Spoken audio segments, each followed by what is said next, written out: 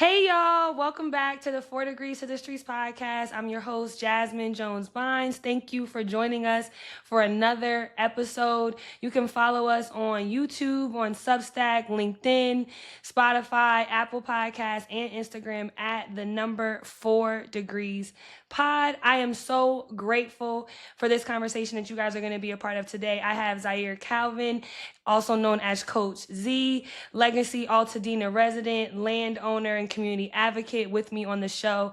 Today, we're going to be talking about Altadena's recovery 1 year plus since the historic and devastating Eaton Fire. Zaire, how are you today? Taking everything day by day. Understood. Well, welcome to the show. I'm so grateful to have you here. Grateful for you to have me.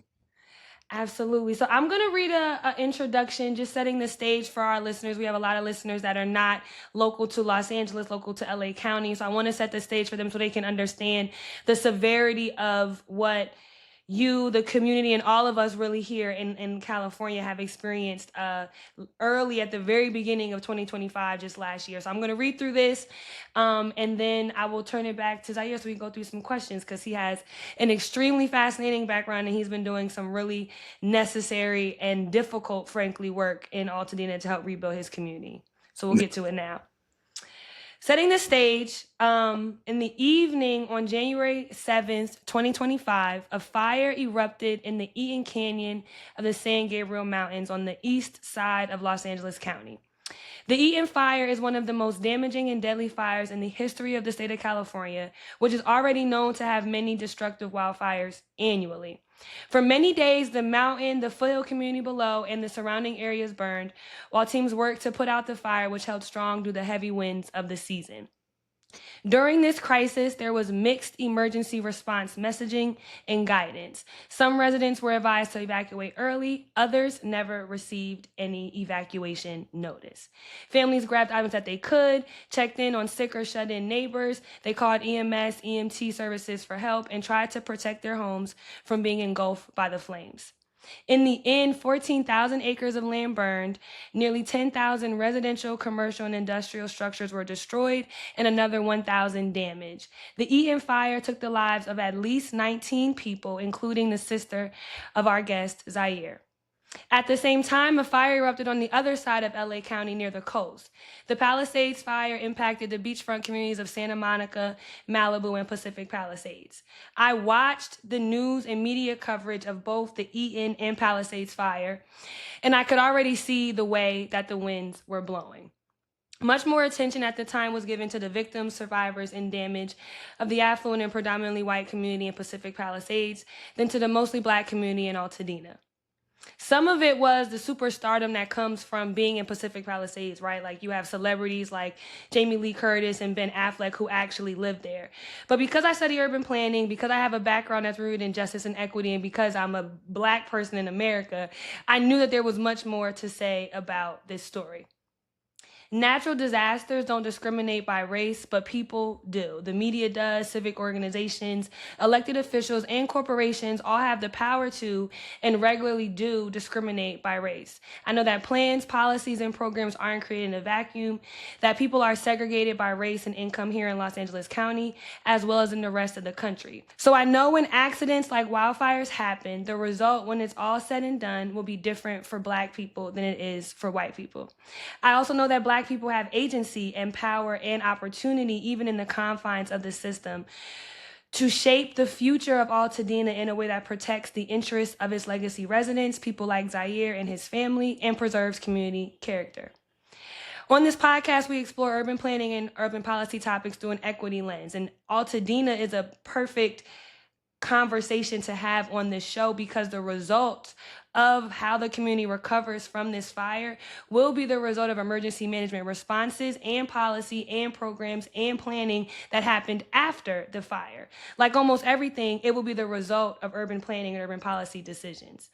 Zaire has been a guest on many other podcasts, and I'll have the links to those conversations in the show notes. But today on the 4 Degrees to the Streets podcast, Zaire and I will be having a conversation about how Altadena hopes to achieve its goals of equitable recovery, what it means for the Black community, and what are the current challenges and opportunities available to rebuilding Altadena. To set the stage, and Zaire, I want you to jump in here also if you have any to add. I'll share a few stats about the community in Altadena. These are all based on the zip code that you can see there behind Zaire, Yep. 91001. Which is Altadena, and it's our only zip code. I mean, we have another one that covers like 4 houses, but it's our overall zip code for our community. And that is the zip code that I use when looking up all of the census facts regarding this community. And so I'll share those with you here right now. Black people represent 20% of the population in Altadena compared to making up just 7% of the population in Los Angeles County as a whole. And we got the shirt. I was hoping for the shirt. You know it was coming. I was hoping for the shirt. Be organic about it and put it on. I was hoping for the shirt. Yes. Like we said, all of these stats are going to be about the zip code that you see right here on Zaire's shirt, 91001, representing to Altadena, which is an unincorporated neighborhood in the county of Los Angeles. It is not a neighborhood within the city of Los Angeles. Black people represent 20% of the population in Altadena compared to making up just 7% of the population in Los Angeles County. So what does that tell us? It's a concentration of Black households in Altadena. The median household income for Black families in Altadena is around $115,000 a year. That's compared to the median household income of all people in LA County at $90,000. And it is significantly greater than the median household income of Black people in LA County, which is at $61,000. These are based on 2022 numbers. So it's a well-established and upper middle class to wealthy neighborhood. And if you didn't already know, I'm here to help you understand that Altadena has the highest Black home ownership rate in the country at over 70%. So these are very, very important statistics that you need to know. I'll continue by going on here that the average home value in Altadena is over $1 million, and the majority of homes are 3+ bedrooms. I personally, just by looking at these statistics in relation to how the remainder of LA County is, particularly the remainder of Black communities in LA County is, and I would personally describe Altadena as an enclave of Black wealth and Black success. But that's not without its suffering and its hard work. Altadena is a community that has been subject to the pressure and pain and has survived just about every urban policy decision. There were racial deed covenants in Altadena that prevented people from buying homes. We all know of federal, state, and local housing discrimination policies, redlining. There was a prohibition of Black homeowners to access loans and debt. Families in Altadena were also ravaged during the crack epidemic when relatives and parents were lost due to addiction or jail. To the hope of economic growth, and really we can debate whether it was fully materialized, of Black families moving from the South through the Great Migration to the West Coast, to Altadena and other neighborhoods in LA. And then to present day gentrification. And despite all of that, Black people in Altadena still accomplished and maintained a thriving community of ownership, stability, and value for multiple generations since at least the 1940s. And now an overwhelming majority of it has burned. For those who care to know more about what happens next for Altadena, I welcome Zaire Calvin to the show. Zaire, how are you today? You know, happy to be here, especially with that introduction and your research. I want to give you all the kudos. You've done your homework, and that is our community. Thank you, thank you, thank you. And I want you to share, when you hear that, what are your initial reactions to that introduction, to the putting it all together? I know you know your history of your neighborhood. Excuse me. I know you know the history of your neighborhood, but how does it feel to have hear it all together in place, and trying to put it chronologically is what I tried to do.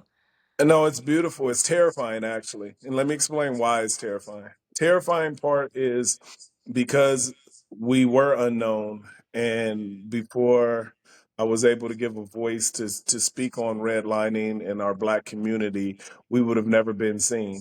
So when you made the comparisons of what's happening in Palisades versus what's happening in Altadena, that's when God, using me as a vessel, thought about my pain and what was going on with my sister and all that stuff. And when media asked me what they could do for me, I realized God came over me, and it was like this opportunity to help my community. And I need to talk about, the way I grew up and what I know about my community, and, what my mother taught me and instilled me about Altadena, and her buying her house from a black firefighter, who wanted to make sure he passed the house to her. So we kids be there and that type of stuff. And I haven't even told that part of the story anywhere else, actually. um, but even that connection, and then my mother always being a freedom fighter for the community and that type of stuff. So Altadena as a whole, to make sure that we were seen, because the reason I say it's terrifying is if I wasn't put in that position at that time, you would have never heard of Black Altadena. It would have just been Altadena and Palisades would have gotten all of the news media, period, and none of these stories would be told. So my calling was, hey, media, can you go find all of my community people, all my Black people that's in the community, and go tell their stories, because then you'll see that how affluent we are, how long we've been here, and the struggle has been. The fluency part, it's a balance also, because people think, oh, well, then they're rich, they're fine. No, these are hardworking people who did everything and bought their houses at low rates a lot of times, especially for our elders, bought it at $30,000, $40,000, and then through holding on and generational wealth and passing it and keeping it in the family, of course, it increased. So when people think, oh, well, they're just up there living, no, being in California, you understand, you could be making 100,000, you can make 200,000 and still live check to check. So people have to 100%. understand that. You can live in $1 million, $2 million house. It's not the same as living down south or Jersey or No. other places. It is nothing like that. It's like, we have a $2 million house, but the value is in the house. Like, I have to spend all the money on taxes and everything else because we live in California. So that, from an equity standpoint, that has to be understood too. And that's why it's been so impressive that Black people have held on for so long. And we don't have that many Black communities. So, and I mean real Black communities where you can actually move and control and be, in your community how you want to. And the explanation of our Black community is, our Black community, people wanted to be in our Black community. So we have white, Asian, Jewish, Hispanic. We have everybody in our community. It's just our community. We control the culture. We control all the stuff that has been, you know, really significant with the community as a community, and everything falls up under that. So it's not one of those divisive things when it comes to that part of it, because it's our community. They know they're in a Black community. Matter of fact, during real estate, that's what people would say. And matter of fact, it was that exact comparison. Like when some of the real estate agents would be like, oh, a white family wants to move. And they'd be like, but would you want to move to that Black community? Like, it was literally stated like that. Or wouldn't you want to live in a Palisades or somewhere else? Like, why would you? That's a Black community, right? So again, this has historically been understood, who we are, what we are. And the difference is, a Black community is a beautiful community because we accept everybody. Yeah. And I think that can't be understated. The fact that the average amount of Black people in LA County only is about 7%. And in that zip code alone, it's 20%, right? Nearly 3 times as many. When you think about that, I didn't compare it to South Central, which probably would have been a good one to do a number comparison, but we know how neighborhood demographics change over time in particular. And so when I saw that number at 20%, that really put the nail in the head for me. It was, this isn't an insignificant number of Black people being impacted. Because we have so few Black communities, it's difficult to really comprehend what that looks like these days. But Altadena truly is a Black community. And I love that the history, when I was looking up that, another stat that I didn't read that I probably could have read was the average tenure of home ownership, right? The number of years from which someone bought the house to the time it sells again. It's way longer, the time that it takes for a house to flip in Altadena compared to the rest of LA County. So it's stable. It's generations that have been there, and you can speak to that with your family also. Yeah, and that's how we've been able to pass down generation. You have 3, 4 generations that are literally holding on to the housing and understand the importance of keeping community. And that's the difference of the enclave of the Black people that are there. They have that understanding. They have that peace of mind. That's why it was the quietest secret. Like people used to, it was a fun secret that we had. Like we knew we were up there, and we had stars. We have Lavinia, and we have you know artists and everything else. It was a quiet place where nobody cared about any of that stuff. Like Mm, Terry Crews lives next door. No one cares. He's just one of the neighbors. You know what I mean? It was just that type of community yeah. that doesn't big up any of that stuff. It was just like you had people. It's a very unique community. It's a part. It's in nature. It's a part that the blessing that we need to have, that I wish everyone would experience, is the fact that you're not in a concrete jungle. You Mm, do have nature. You do have trees. You are in the mountains. You do have all of the different experiences that you grew up being an Altadena kid would be like being in the country, because you did get to go mm, horseback riding. You did have ranches up the street from your house, and people ride horses through the neighborhood and that type of stuff, and the swimming and doing just different things that traditionally they would always say Black people don't get to experience. And mm-hmm. so the generational wealth and the connection of that has been immense, and everyone knows everyone, and that's the difference also. Like if you don't know someone, it's 1 degree of separation in Altadena. If Mm. it's 6 degrees everywhere else, it's 1 degree. You know the mama, you know the cousin, you find out these are your cousins, and you know, so all of that plays a huge part of it also. Everybody knows everybody. Yeah, no, it's I I have never been, and even after these fires I haven't gone. I can't bring myself. I've driven through the Pacific Palisades. I don't have a connection to those people. I don't Yeah. like the disaster tourism aspect Yeah. of it, or going to see the devastation. So I haven't. If there's an opportunity for me to go, I will obviously go, and but I haven't felt the need to, let me just go drive through here and see what everybody lost. But I've done that in Pacific Palisades for sure, Yeah. and seen, just because I hadn't. I'm from the East Coast, so Wildfire is. When I was at, my family was like, you need to move. You need to move back to New Jersey. It's Yeah. time for you to come Mhm. home. This is not okay. So I just share that to say I have seen the images of aerial photography before and after, Mhm. and for me, having no true connection to the place, it was emotional to look at. So I can really truly, I say that meaningfully, I can really only imagine what it is like for you, being from there, having grown up there, having had generations before you be there, and to Being there. see it before and now after. Yeah, and been there my whole life, so it's different. And then the part of a very important statistic is 60 to 70% of the owners are elders. So that's the other Mm, part that we have to realize too. So we're talking about people that are in their 100, 90s, 80. These are the people who have to fight and navigate, just our mm-hmm. parents. My mother's 80, about to turn 86. So these are our God parents bless that her. we're fighting for in all of this and everything that's going through. So these elders are left fighting. And that's why I had to jump out and go, no, my elders, Mm-hmm. and they already They commissioned me already with. fought. Mm-hmm. They already fought and been through so much. They just like, this is supposed to be their time to relax and have their peace.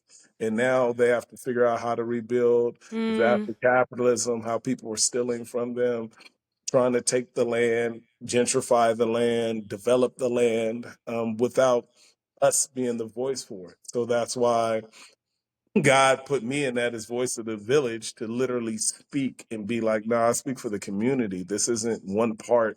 This isn't one side, and the leadership was needed. So this isn't one of those, oh, everybody has their different opinion. Like, nah, this is what yeah. this is what There's my a whole right and community wrong. Mm-hmm. this is what my whole community feels. So when I speak, I'm speaking for the community as a whole. Yeah, it's probably 15% that don't agree, but 85%, I Yeah. make sure I get the consensus of everyone. And then I lead from that standpoint to make sure that we're led properly with real information. So we talked about why Altadena is significant. I want to understand why you. I know that you have extreme athletics. You've been Coach Z in the sports setting, and you created that to kind of combat gang violence, getting young men involved in sports and the discipline of it all to help with illness and other things like that. You've been that coach in that setting, and now I would look at you as like Coach Z for Altadena's recovery. So why do you think you've been placed here? What drives you to do this community advocacy work and this really justice formation work? If I said how the elders and then how the community told me, why not? And who else would it be?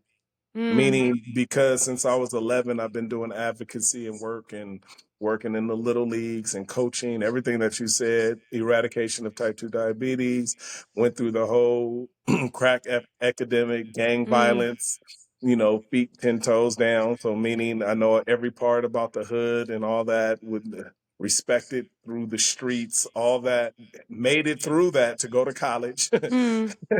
Was blessed, and that's only God's grace that has pulled me through all of this. But the whole guidance of this is who else was more equipped. I mean, I know everybody to the street level to everybody on the elite level. So it was like that was always my balance. Like they were, as in even in high school, they were like, "Well, you're the only person who could be a gang leader or a president. Like you, like you literally fit every bill of everything that could happen." So just making that, meaning I never step above my people. I would never step over my people. I never feel I'm above anybody. And I think that was the blessing and the humbleness. And I don't respect, you know, I'm not guided by money or anything like that either. So I think that's what makes a difference. This is more of a heart thing. This is more of a calling. This is more what God has put in me to have to move. You about to make me break down? That's crazy. Because it is. When you have a lot of women coming up to you like there's an anointing over you, don't worry about it. Just keep going. When you have all these Black people who are supporting you, telling you, but not just that. I've had 20 white women with their babies come up to me and be like, when you speak, when you're fighting for us, we love you so much. Aww. It's different. And they like, don't stop. How do we get you paid? Because I don't get paid to do any of this. I'm not, everybody else has an angle. I don't have an angle. I really, truly just love my community because they're like, what are you doing this for? And I'm like, well, it's for the protection. Who's going to stand up when something like this happens? And God has given me the strength through all of the tragedy. Like my brother was murdered in gang violence. You know what I mean? I just lost my sister in a fire. My brother before that died from type 2 diabetes, full everything. So I've experienced so much tragedy and pain in my life that it's like you're being forged for the next thing. And then the elders, like I said, all my elders were like, you don't have a choice. Literally, they're like, you're built for this. We built you for this. We gave you all this knowledge and put this into you as a child. So it was for a purpose. So now you need to step up. And these were a lot of people who were leading the community. So now they're like, hey, you're the one. You're the one who got all the knowledge. You're the one who's the bridge from the old people down to your daughter that's 2. You're the only one from 85 to 2. Who else can do all of that and has the respect of the people? Meaning people understand that you've done all of this in community. I've sent hundreds of kids to college and all. I don't even talk about that type of stuff. Like exactly my point. It's the humbleness of when I say I sent them, God used me as a vessel to make sure I made platforms to be able to do all of this and change my community before this. So then now this just got big. And the leadership part was huge. I learned that from different people from different fires. So what I learned is the chaos of disaster capitalism. And I learned that's how they take advantage because there's no leadership. There is no voice. They can literally, as they did with Black people throughout history, pit Black people against each other. And then now you divide and conquer. Now you got the house slave, the field slave, the Jack and Jill versus the Black people who are over here. All the stuff we can talk about, meaning the divide instead of us being together. They've always done that. So mine was like, no, we need to be aligned. We need to be one voice. 85% was always my goal. Like, hey, if 85% saying that's what we need to do, then that's how we're going to move. And taking what the people really want. That's the thing in disaster also. Our community knows what they want. They know what they need. And disaster capitalism, you end up stealing Yeah. takes away from. And that includes churches, that includes religious institutions, that includes The people within all the too. complaints on FEMA and all. Everybody has a play where the money is dropped off and then it disappears. And I learned that Mm, from my work going down to Katrina. They taught me a lot. So shout out to them. They were like, hey, you better watch out for these churches as much as people, whatever. Hey, you mm-hmm. better watch out for these governmental entities because they're going to drop it off and they're going to say, we had this many billions of dollars that was given to your recovery. But then the people are like, we never seen a Yeah, dime of never it. seen it. Never seen a dime of it. And that's the things that I've learned in this disaster to try to make change and to make it different for the recovery of Altadena, to make sure that we're protected in those legislatively, Mm-hmm. all of that. So that's been a part, fighting all those different battles. Well, we talked about it, so let's go there. I've listened to the Pasadena NAACP. I've listened to Altadena Rising and others as yourself speak about what an equitable recovery looks like and what their goals for Altadena's recovery. And so if you can share what the community defines as an equitable recovery, what do legacy residents and business owners want to see in the immediate and in the long term? Everybody, just to make it plain and simple, elders want to be back in their home. Everybody wants to just be back in their home. The equitable recovery comes with that, with having the right finances to make sure that people are made to be made whole so they can get back in their homes. The reason they're taken advantage of during a disaster is you get people at their lowest and you try to take their land from up under them. So when you Mm-hmm. name the NAACP, we have the Altadena chapter also. So we have an Altadena we have an Altadena chapter and a Pasadena chapter. Okay. When I started all of this, I actually met with the national Derek from the national chapter.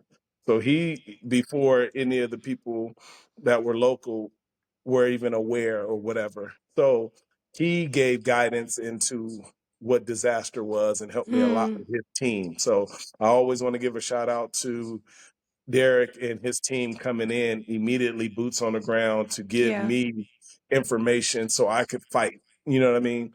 For the community. So recovery to the community looks like actual recovery. What I've Mm, learned from going to the Woolsey Fire, Paradise, I met with the mayor, mayors. I've been sitting with mayors. They laugh at me. They like, in this little bit of time, you've done more work than a lot of stuff we've done in terms, and you don't even get paid. And they was like, "Are you going to mm, be a mayor?" I'm like, "I'm not going to be. I'm just trying to change this and make these steps for the community," and they see that and they've opened their heart to that, and they always go, "Well, you have me on speed dial, anything you need, any resource, any information." So they gave me all the tools to work with to fight back on how we should recover. So what I did was, through the Altadena Native Rebuild Plan, I took all of the disasters, the different fire people, what they taught me, and did what they didn't do. So it mm. wasn't like they don't have a blueprint. There's no system set up. These are all the falsities that's going around that people think, oh, these people recovered. Katrina didn't recover. Paradise hasn't recovered. You know, people are still going through litigation and sad and Mm. trying to figure out what's going on. And a lot of these fires, the recovery didn't happen till 10 years later. If you wait 10 Wow. years, if you wait 10, 7, 8 years to recover, I give an example Everybody's of that gone. even more so. Let me just give a literal example. My Yeah. daughter's 2. If you wait 10 years, she'll be 12. She would have never experienced Altadena. My mother's 86. So we're talking about she has to live to be 100 something to get To any type see. of Mm-hmm. recovery. So that let me know, nah, this has to be a 2-year plan, 2 years from the anniversary. So 3 years, but 2-year plan from the anniversary that we need to be back 85% back. So that's the goal. So that's what Okay. recovery looks like, is before 2028, before the Olympics, before all of that. So all of this is very strategic. So Timely. because I'm a coach too, so you got to understand everything that I do is with strategy. Mm. It has to be with organization and strategy. and management. So, and having systems in place. So that is what I was able to put together to try um, to speed up the process of our recovery versus what's happened in the past. But that's because of the help of Paradise, Bobcat, Wozy, all of those people. I have to pay homage and say thank you. Katrina, all those people who taught me, all the people who sat, all those families that sat with me, all those mayors who I'm on speed dial, Malibu who have fires, just all the people who gave me information to say, hey, Z, there's nothing in place. Like when somebody tells you that there's this blueprint, there isn't. Everybody is in scramble. It goes into scramble mode all over again, and everybody rinse and repeats the same mistakes that the last one did. Oh, well, what did they do for recovery? Oh, they did this. And then my question was, did they Well, did they recover? work? Yeah, but And what did it look like? they go, no. So why are we doing the same thing? Well, they set up this, they did this. And I'm like, that makes no sense. So we're going to do the same thing and they haven't recovered. So that's the nerd side of me. I'm like, no, we can't do that. Ours has to be different. And that's been my lead on all of it, making sure that all these systems are different and in place. So we can give it to other people too during disaster. And that's the Altadena Native Plan. What is the name of it? Altadena Native Rebuild. Altadena Native Rebuild. And what were some of the major pitfalls? If you could think of the one that stuck out to you the most as when this happens, it's a major challenge that we want to absolutely make sure, if you could think of one, that we absolutely want to make sure we don't repeat here. Just making sure you're on the same page with your senators and your local government. So a lot of times people go in and they don't know the power of who has what power. So like for us in the county, they were like, oh, the county didn't do this, the county didn't do that. And it's like, well, you got to know what the county's power is and what they have control over and what they don't have control over. Like the county's not over our electrical. Edison is a private company. The county's not over our water companies. Those are private companies. So they don't even have power to move all that type of stuff that we think they do. And we take responsibility to say, well, the county can do this, the county can do that. No. And then if you legislate on money, where do you think the money's going to come through? It has to come through the county or your mayor. So having those pitfalls to say, no, you're fighting the wrong fight.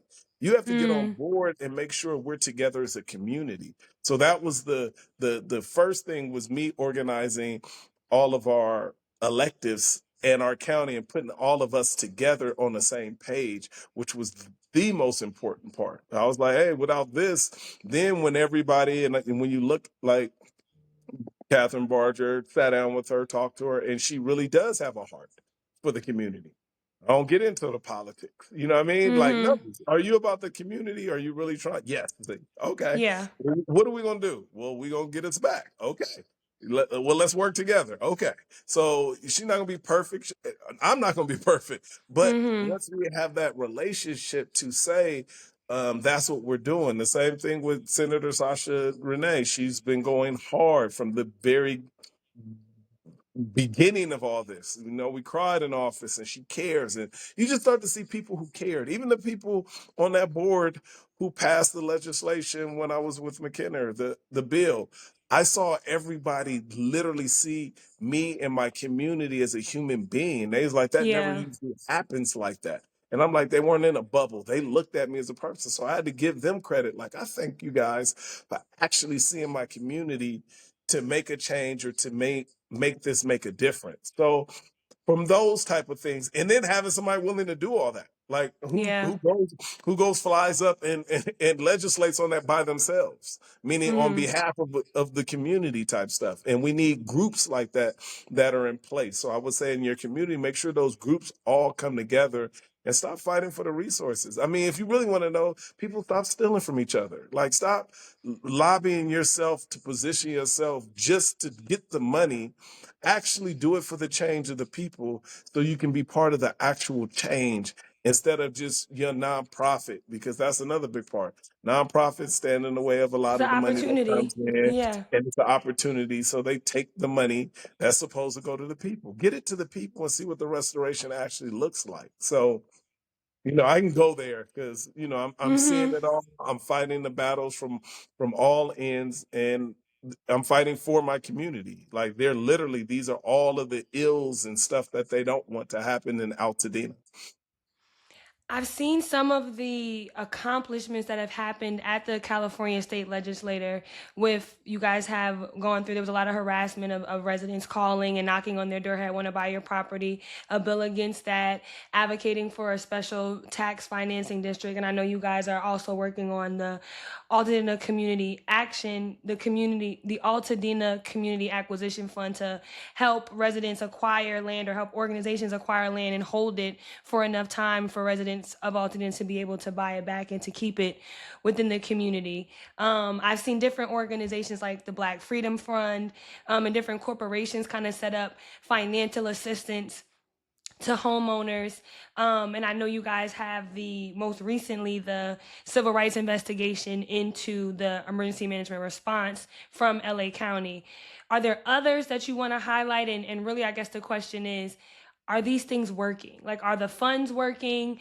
Are the initiatives enough? Or are you guys still seeing need for more? I know there's still a need for more, but are there gaps? Really, I guess is the question. So you have passion, people's passions that come into pain, and then everyone has their focus.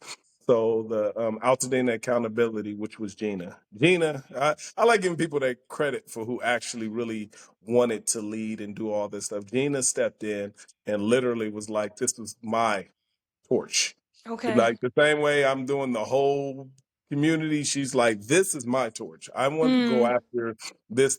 And she set up a whole thing to fight. And that's what I mean by how our community is so unique and beautiful. And she's like, I'm going to use my skill set and I'm going to keep fighting so we can get some action on all of this.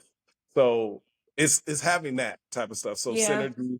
And I was fighting that same fight on the legislative side and making sure that the senators and all that focused on that part. Mine was just in order. Like Maine is like, no, I'm focused on Edison. Let's focus on Edison as the biggest picture regardless, and then we can fold back on some of that stuff. And she's like, no, I want that now. And that's what she took the initiative, and the Altadena for Accountability doing a wonderful job pushing that. She was not going to stop until something was heard. And so again, that's what I mean, us as a community and understanding, but being on the same page also. Meaning it's different when you're at odds and you're trying to prove, and she's not doing it for a be seen type thing. This is what I mean by the difference. She's doing it from the heartfelt part of, I'm so mad, I'm so angry, this is what happened to us. We were left to fight for ourselves, which Say more about it. Set the context for people. I know I'm aware, but I want you to set the context behind the Altadena for accountability as much as you want to share. So what they focused on was the discriminatory part about the notices that we're giving to the west side of Altadena. And when we say the west side of Altadena, we're just talking about west side of Lake Street. And we're one Altadena, don't get it confused. The difference is on Lake Street and across, there's fewer Black families. There's a concentration of Black families directly on the west side of Lake. And people were like, oh, the address is east side, but it's still the west side. We consider it the west side. It's always been considered that as a community. So the west side of the lake is where you have that's where most of the deaths happen. That's where my sister passed. That's where, I want to say 16 of the 19. I don't have the exact. I try not to pay attention. But most of the deaths, like even on my street, on my street alone, it was 3 deaths. Wow. On my street, like my neighbor 2 houses down, she died, and then 2 houses up, the Kelly, his mother passed. So again, it's the concentration of what happened in that area and the alerts that went out.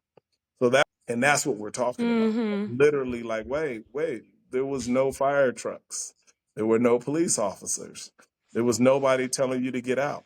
There was no alert. There was nobody to help you get out. So we were left to fight. Abandoned. We were literally abandoned. And imagine being abandoned, which you can't during a firestorm. Because people also don't know the fire didn't burn down off the mountain. People think oh wow, the fire burnt down, so you would have had a chance to get out. We didn't know that this was going to happen. This was a Mm, 0.0001% chance of happening. We got burnt down with fireballs. We didn't get burnt down traditionally. There's houses that are on the ridge of the mountain that did not burn down. So that's why there was never even a thought. Like when we left, there wasn't a thought like, oh, I need to get my sister out or I'm rushing. I had to get my mom out for the smoke and the thought process, but I'm coming back in a few hours. That's how mm, everybody's thoughts are. I'm leaving I just needed to be daylight and there's too much smoke. So I'm just like, oh, let's leave. Even me seeing fireballs, you're not thinking this is going to burn our homes down because there's no way mm. the fire can even get to us that fast. It's not possible. And then the only way it was possible was fireballs, which is what happened, meaning embers being shot off the mountain the size of volleyballs, golf Wow. balls, and then a gang of little ones. That's what burnt down. That's why some of the houses that got burned in Pasadena, the few houses that got burned down there, that's how they were burnt. They didn't burn through the whole neighborhood. There's whole Mm-hmm. parts of Altadena that's still standing, and then they burnt down houses in Pasadena, and that's because of fireballs. So it's to give that type of understanding that we had no idea that this was going to be the outcome. No one thought to grab stuff. Like, and when I say stuff, we didn't grab anything. My wife didn't grab her purse, nothing. Just took a baby bag and was like, "We coming back in the morning." So Mm. the thought process for the majority of Altadena was that. Now, some other people who are new, they're like, "Oh, it's fire, we got to leave," or you know what I mean, that type of stuff. But overall, that was the thought process. We've been through fires before in Altadena. We know how they burn up the mountain and across. I was more worried about the meadows because they're one Mm. way in, one way out. That's a place in Altadena where there's only one way in, one way out, and it's all trees and all forest. It didn't even burn the meadows at all. So again, it just shows that it stopped right. If there's a conspiracy, it did stop right in the middle of West Altadena of when the wind started doing Mm. crosswinds and burnt down that specific location is what it did do. So that's giving understanding to the discriminatory part of why we were discriminated against because we weren't given any notice. No one was helped. There was no emergency services, no water, no nothing. So we had to get out. That's the difference. Yeah, that I think Gina is the one. I watched the State of Black Dina on YouTube that they had. It was like a 3 hour event, and I think Gina might be the name of the woman who was speaking about Altadena for a kind of bit. So I may have seen her on camera before. And she Um, lost everything. And that's the difference, mm, also knowing the difference of people who are helping and the people who are fighting who actually lost everything. So she lost everything. There's a lot of people who speak and their partners who help. But it's different when you're the when one who you're, lost and you're on the ground and you're the part of it, and then someone's trying to relate. It's like you can't relate. As much as you're mm-hmm. trying to say what our recovery, what we need to do, you can help, but it's a different relatability. Yeah, 100%. And while we're here, let's get to that question. Is yourself, you've been tremendously negatively impacted, right? Losing multiple homes, losing your sister. You have others who lost everything as well. And yet you're still advocating for your community. What are you doing to hold yourself up? Like from a mental health perspective, how are you and the community in Altadena doing? What are resources that are happening? What is there anything lacking in that regard that is an area that may not be getting as much attention? 100%. The mental health part is going to be the biggest part that we need for part of our restoration that is not being addressed. We talk about the 19 have died, but we don't talk about the 400 who died since then. We don't talk about the mental health, the suicides, the strokes, the heart Mm, attacks of being displaced. People don't understand what it's like to have to move 19 times or living in hotels or living out of suitcases when you've just lost everything. People can't identify with understanding what that's like. They're no thinking, oh, home. well, you have a place to stay. Imagine that when you do go through your mental healing, your stability is usually you go back home. You go to your mother's home. You go back to your roots. If anything goes wrong in life, you go to a familiar place so you can find peace, so you can almost reset. What happens when all of those homes are gone? Mm, What happens when all of your friends, everything that you've ever known is gone at the same time? So now you don't have any place to reset. Your family home is gone. Your home is gone. You have no foundation of anything. Mentally, how do you move from there? So the mental health side is huge. And hey, if you're gonna do mental health, what's the long-term mental health goal? I need one person that I'm going to talk to long term. I don't need Mm-hmm. 3 sessions and then talk to this next person and start my trauma all over again. And then Yeah. finding the right person that will understand something like this, because there's no understanding. There is nobody out Yeah. there who has this type of trauma except for the fire Expertise. Mm-hmm. expertise in this field. So then you're like, well, you can't even really help me because I'm going to keep telling you about everything I lost and you won't understand that part. So it's that re so long term, to answer the question, long term mental health would be good resources, like long term thing. I'm doing that with my extreme athletics program. I'm doing it from physical fitness, which is everything Mm-hmm. when it comes to your physical and mental. Because I'm a rec therapist, I'm a behavioral specialist, and I have that type of mental health part. And I've been self-diagnosing myself and working out and fasting and trying to do all the things that I know I could do to try. But the trauma has been like so overwhelming. I remember because I was sleeping on couches and in cars and all that same stuff. So I remember my cousin telling me one day that, he woke me up because I was screaming in the Mm-hmm. middle of the night. And I'm like, I'm screaming? And he's like, yeah, you were just hollering. And again, that's my mental health. I don't even know that's going on. So all of that stuff, exacerbate that times 100, because you got to realize when you have this fire life, you still have to deal with regular life. The people don't get that. These are separate issues that you got to deal with. You're dealing with your regular life. People still die in regular life. There's still family Mm-hmm. drama in regular life. There's still all the stresses Work. of work, everything, kids. That's regular life. Then you have this Mm-hmm. whole new fire life. You still got to pay this extra mortgage. You still got to figure out your housing. You still got to figure out, I got to talk to all these people and prove all this stuff with all of my different things and steps. This is a whole nother life. Then you realize how much you lose during that life. You forget there's people who were married and fighting cancer, and that person left that person, or this person fell apart with this, or marriage is falling apart. Like every part of this, people just stepping away because it's too much for whatever the reasons are. That's a whole nother side of this. So people don't get to see the full picture of the stress. They just see, oh, funds. Well, someone got housed. Don't you feel better? It's like, how can I feel better? Now I'm in this foreign place that I'm waking up every single day when I had a home. So now it's like, yeah, I'm housed Mm-hmm. and I'm thankful, but the thankful part is trying to get back home. So the mental health side has been absolutely huge, and it's the worst. So for that, my program I've been offered all free, and that's the other part, meaning no charge, no nothing, free of charge. Every single resident can come work out Mm-hmm. where I'm working out, and I will do all the mental health. We could talk about, fire stuff holistically the right way for healing, so you can be together and have that. So through extreme athletics, no E at the beginning, extreme. That's what I've been doing that through, fighting for the community to give those resources. And there's other resources through the Collaboratory, which is our long-term recovery group place. Okay. And I'm on the leadership council of that.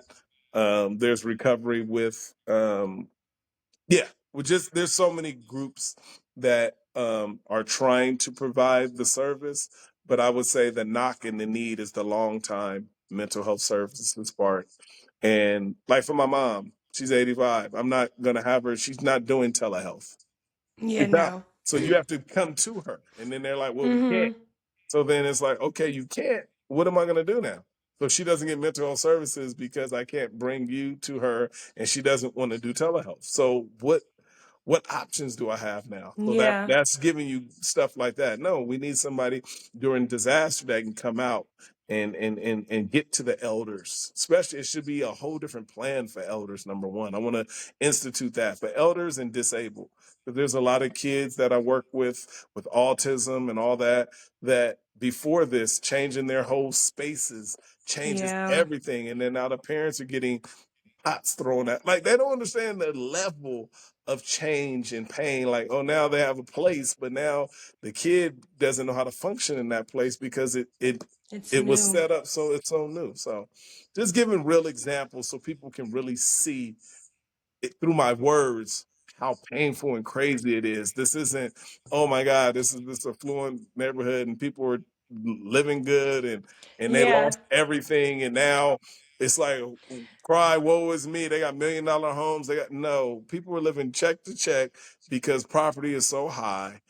All of the stuff that you built for generations. It took so long uh, uh, to have. I had just rebuilt my house before the fires happened. Mm. So all of that, I thought I was going to finally be able to exhale and breathe and live this life. And I was hugging trees with my daughter in the backyard. And then now all of that's ripped away. You know what I mean? So you just realize that now you have this whole new fight that you don't, even the elders, some of the elders are going to live longer than some of the people in the 50s and 60s because they're going to stroke out.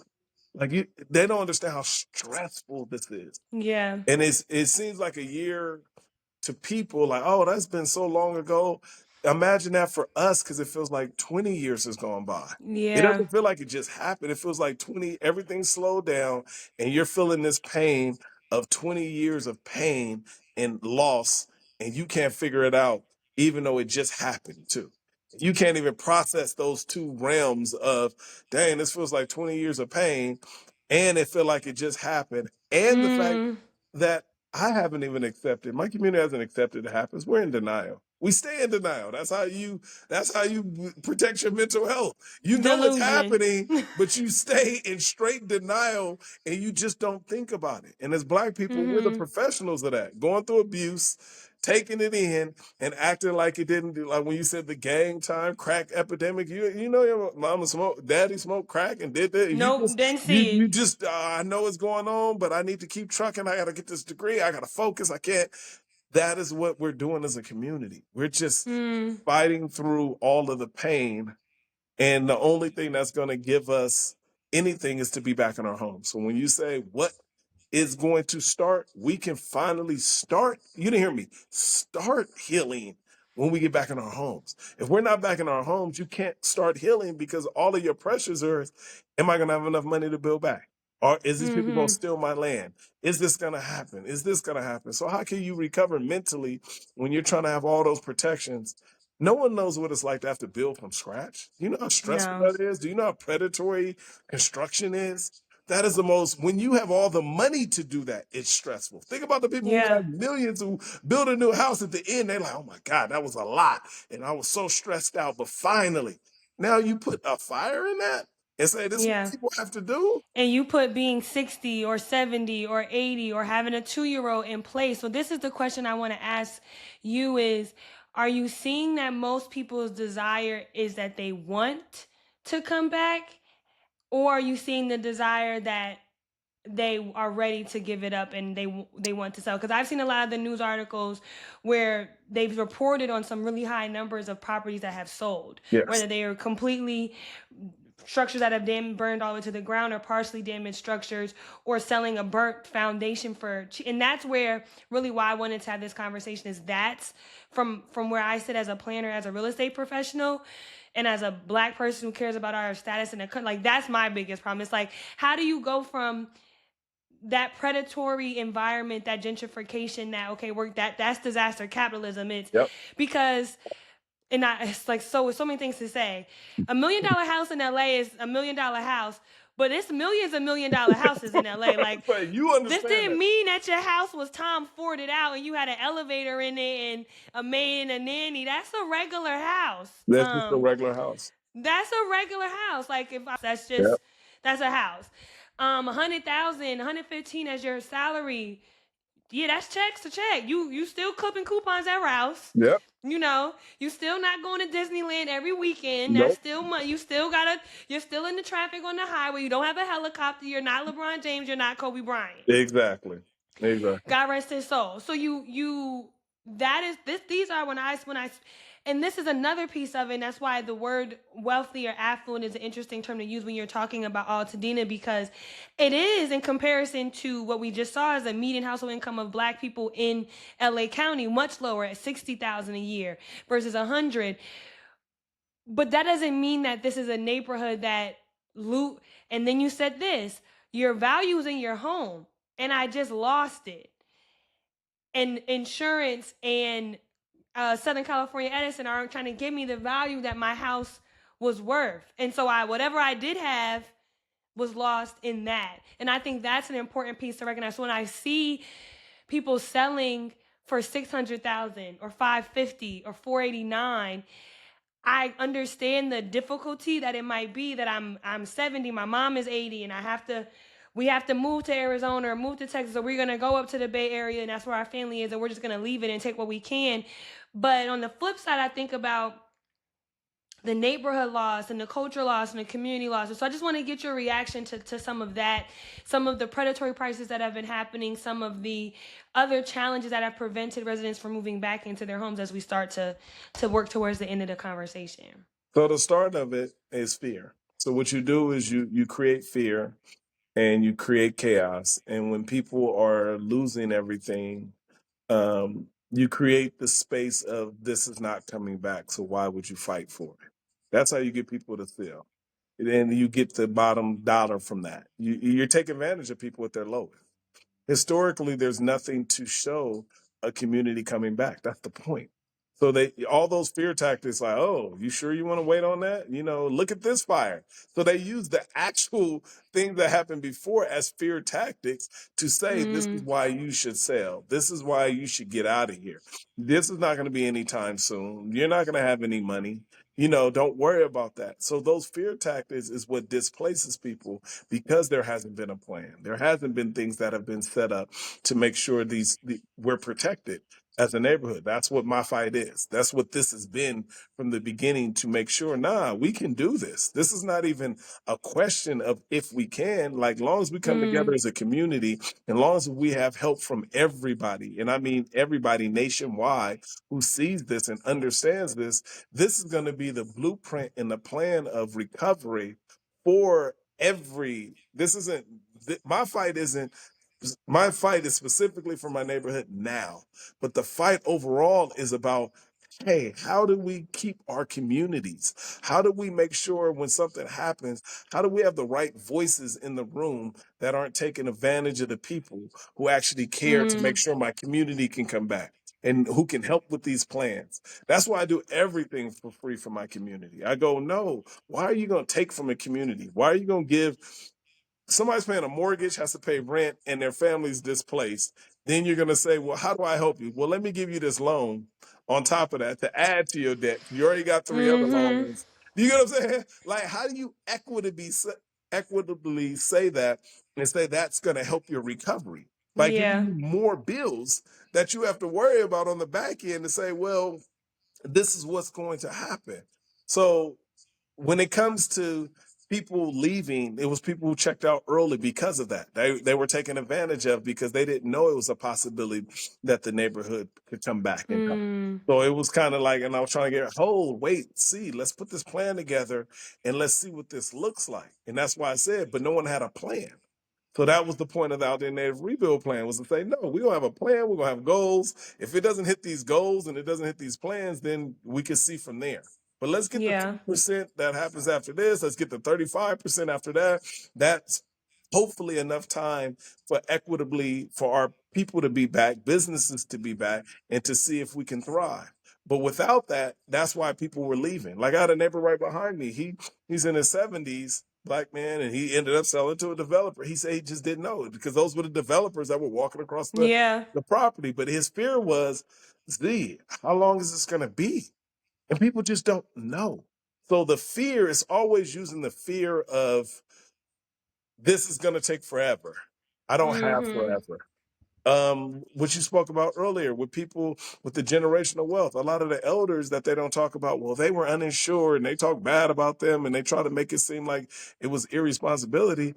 A lot of these Black folks, because of the bubble and stuff like that, a lot of our elders kept money in their house.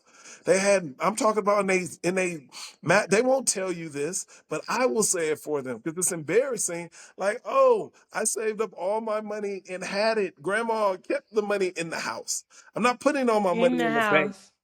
Historically before, that is how we were able to save America in the depression, is because black people didn't have their money in banks. So black people keep a certain amount of money in their house, and if you didn't think it was going to burn down, you didn't grab that money either. You weren't worried about that because you were coming back. So a lot of people who had their houses paid off actually had money in their house. They don't want to say that. They'll say it to me, like, Z, I had all my money. How do I claim that? Are they gonna give that back to me? Like, my insurance agent gonna give me all the cash that I've been storing in my safe and all that burnt up? Like, what's they Yeah. gonna do with that? They don't talk about all those different things. And we're like squirrels. We try to hide all our stuff because everybody always try to Take take it. it. So we gotta always try to stuff and put stuff somewhere and stuff like that. So historically, you're talking about a community of 60, 70% of that. So a lot of people lost a whole lot. But back to housing, when it comes to that, that is what the fear is, why people sold. And in the time, some elders are like, I just don't have it. I don't have I the don't have the time. fight. And some people don't have family. Like, some people are just like, I'm 80. I've outlived a lot of my family. It's just me. Who's gonna fight and help me put all this back together? Like, nah, I just want to live for these next 5, 10 years, whatever I have left, and just live. So that happened a lot. So that's why the plan for me was so imperative, to have time frames and goals. So now people can go, okay, well, that's not bad. I can live through that. I And can see 3 years. I can see 3 years. I can make it that, hopefully make it that far. And that gives hope. That's the difference. It gives a pathway so people can at least go, okay, we have a plan. Before there was no plan. Nobody. That was the point. So I understand. And in these communities, that was the problem also. There was never a plan. It was just everybody shooting in the dark. All these organizations are moving left and right. Nobody has an organized leader who's saying, this is the plan. Hey, what is the plan for the city? I'm like, nah, we have a plan. This is our plan. I took all y'all's responses. Everybody, neighbor across the street, you put rovers on Mars, Steve, like white guy. You know what I'm saying? Give me all y'all information. Give me everything. Let's put a plan together. Let's go. And they like, yes, that's what we want to do. Because the most powerful part you have is your community, especially when you have a community like Altadena, meaning people who've already pulled themselves up from the bootstraps, people who've already grinded hard to have what they have. This is not one of those give me communities. This is not a community that was walking around with handouts. It's the opposite. I get mad at people because they like, well, I didn't go get that. Why? Because that can go to somebody else. I'm like, but you don't have it. And it's like, well, Yeah. that's the mentality of the people, because it's the prideful part that I've always worked hard for everything, and this wasn't my fault. And so why do I have to go through this? You about to make me break down again. Like, because it's true. Like, literally, I feel that. It's like when you work so hard your whole life to have all of this, and then now you're fighting to get it back because of a corporation that burnt you down. That's the difference. And then that corporation, Edison, that we're speaking about, is playing games to mitigate costs instead of paying out lawsuits, because they could stabilize the community. The government could stabilize the community. They do a lot of this on the back end after it's taken advantage of. And we're like, no, why wouldn't you front load all of this? That's what you do in disaster. If you really want to talk, you front load it to the people. You make sure it gets to the people. Stop saying you have to go through all these different orgs and stuff like that, because you know that doesn't work. Historically, it has never worked. So why are Yeah, we that go repeating? into salaries and bonuses before it That's ever make it to the literally for people who needs setup it. of companies and setup for people's salaries and all that stuff. No, put that same money into the hands of the people, into their properties, into their addresses, and you'll see restoration. You'll see a community come back. That's all that's needed. It's like it's finances. And being black, we always get kumbaya and be like prayerful while somebody's taking the money Everybody out else their go get their pockets. money. We sitting there praying, okay, we're gonna pray. And I'm like, nah, this action. I'm a faith without works. I'm a Jesus. Hey, faith without works is dead. So the work is, hey, we worked hard for this, and people are working, and we need to plant seeds. Put the money back in our pockets that are working. Put it back into the community. The people who are advocating for the community and actually are making sure it gets back to the people. That is the most important part. Zaire, I'm so grateful that we were able to have this conversation today on the podcast and I wish we could keep going because and maybe you and I can get together and we'll have another conversation again because I feel like there's a lot more for us to say. But I want to open it up to you. Just if there's anything I didn't share already in this conversation, something I didn't ask you or anything you feel is relevant to share with our listeners, please do so here so that they can have your last words for us today. Yes, just don't forget about us. And this is most important for you, John. That's why we appreciate you so much having me having this conversation with you is don't forget about 91001. Don't forget about Altadena. It's not gotten better for us. We're not in some great position where things are happy. Even in rebuild, even though you see all this stuff, all of it is painful. I have a episodic podcast that's happening for rebuild, which is part of the Altadena Native Rebuild. And to follow me at Zaire for Altadena. Again, all of that is so you can see what's going on in real time. And the rebuild plan is going to be in that. That's why I'm doing an episodic doc that's going to go toward the community for rebuild. All those funds go straight back into the community. I have a documentary where that part is everybody who lost, who's a part of the doc, which is different because it's an Altadena doc. It's the people. And those proceeds go back to Altadena, not just randomly for someone to document what's going on. So I have all that coming up for the groups that have been helping boots on the ground, Green Line, if you want to help send money to Green Line for housing, for all of that. Okay. I'm even in mine, I'm sending money through them for housing to help to make sure extremeathletics.org, no E at the beginning. That is for the mental health, all the stuff that I'm doing for that. My Tribe Rise is another group, Altadena Rising. We're all together. Lift Church, they're Altadenas.